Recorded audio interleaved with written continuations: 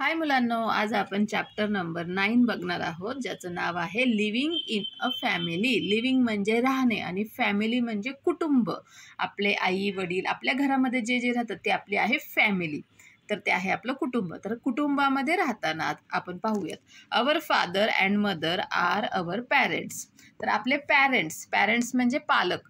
तर आपले पॅरेंट्स कोण आहेत? तर आपले फादर म्हणजे वडील आणि मदर म्हणजे आई. तर हे आपले पॅरेंट्स आहेत. Parents and children make a family. तर आई वडील आणि मुले यांची मिळून एक कुटुंब तयार होतं. They all live together in a house. ते सर्व मिळून एकत्र घरामध्ये राहतात. टुगेदर म्हणजे एकत्र, हाऊस म्हणजे घर. A small family is called a nuclear family.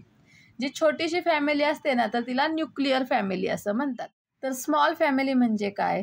तर ज्याच्यामध्ये फक्त आई वडील आणि मुले राहतात, तर त्याला स्मॉल फॅमिली म्हणतात आणि त्यालाच आपण न्यूक्लिअर फॅमिली असंही म्हणतो. It is made up of father, mother and 1 or 2 children. तर स्मॉल फॅमिली कशी तयार होते?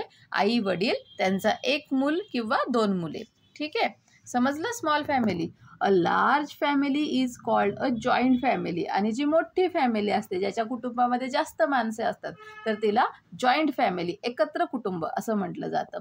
It is made up of many people living together in a house. तर जॉईंट फॅमिली कशी तयार होते? तर त्या कुटुंबामध्ये अनेक लोक एकत्र राहत असतात, तर त्यांना आपण जॉईंट फॅमिली असं म्हणतो. इथे या चित्रामध्ये दाखवल्याप्रमाणे बघा, father, mother, children, grandfather, grandmother, uncle, aunt and their children living together make a joint family. आता एकत्र कुटुंब कसं तयार होतं? तर आपले आई वडील, त्यांची मुले, त्यानंतर जे ग्रँडफादर आहेत म्हणजे आजोबा, आजी, अंकल म्हणजे काका, आंट म्हणजे काकी आणि त्यांची मुले, एवढं सगळे मिळून जॉईंट फॅमिली तयार होत असते. Let us learn about the members of a joint family. आता आपण इथे जॉईंट फॅमिली, एकत्र कुटुंबामधले जे मेंबर्स आहेत, जी लोक आहेत, तर त्यांच्याबद्दल शिकणार आहोत. अवर पॅरेंट्स, मदर और father are our grand parents. तर आपल्या आई वडिलांचे जे आई वडील असतात, तर ते आपले ग्रँड पॅरेंट्स म्हणजे आजी आजोबा असतात. Our mother's father's brother is our uncle. मग अंकल म्हणजे काका कोणाला म्हणायचं? आता हे इंग्लिशमध्ये अंकल म्हणतात. मराठीमध्ये आपण आईचा जर भाऊ असेल तर त्याला मामा म्हणतो आणि वडिलांचे जर भाऊ असतील तर त्यांना आपण काका असं म्हणत असतो. ठीक आहे, तर अंकल म्हणजे दोन्ही. आईच्या भावाला सुद्धा इंग्लिशमध्ये अंकल म्हणतात आणि वडिलांच्या भावाला सुद्धा इंग्लिशमध्ये अंकलच म्हणतात. The uncle's wife is our aunt. तर हे जे काका किंवा मामा आहेत, त्यांची जी बायको आहे म्हणजे आपली काकी किंवा मामी, तर हिला आपण आंट असं म्हणतो, म्हणजेच aunty. Our mother's father sister is also our aunt. मग आता आपल्या आईची जी बहीण आहे म्हणजे आपली मावशी, तर तिला सुद्धा इंग्लिशमध्ये आंट असंच म्हटलं जातं. आणि वडिलांची जी बहीण आहे म्हणजे आपली आत्या, तर तिला सुद्धा आपण आंट असं म्हणतो. द अंकल्स और अंट्स चिल्ड्रन आर अवर कझिन्स. आपल्या काकाचे, काकूचे किंवा मामाचे, मामीचे जी मुलं असतात, तर त्यांना आपण आपले कझिन्स, ओके, असं म्हणतो, म्हणजे चुलत भावंडे. आता क्लासरूम ॲक्टिव्हिटी दिलेली आहे.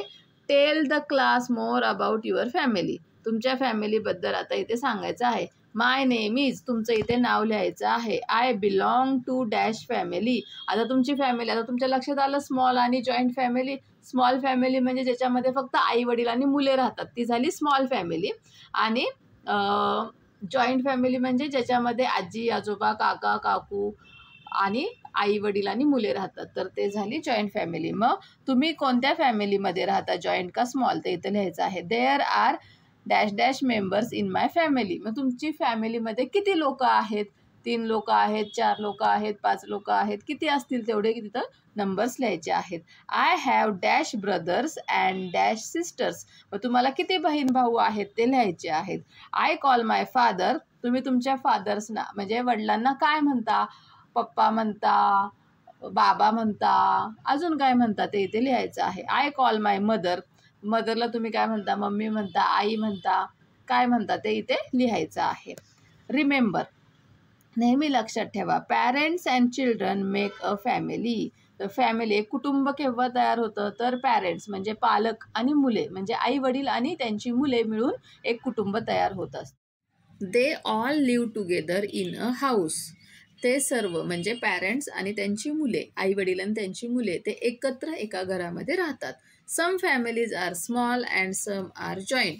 काही कुटुंबे ही छोटी असतात आणि काही कुटुंबे ही एकत्र कुटुंब पद्धतीचे असतात, म्हणजेच मोठी असतात.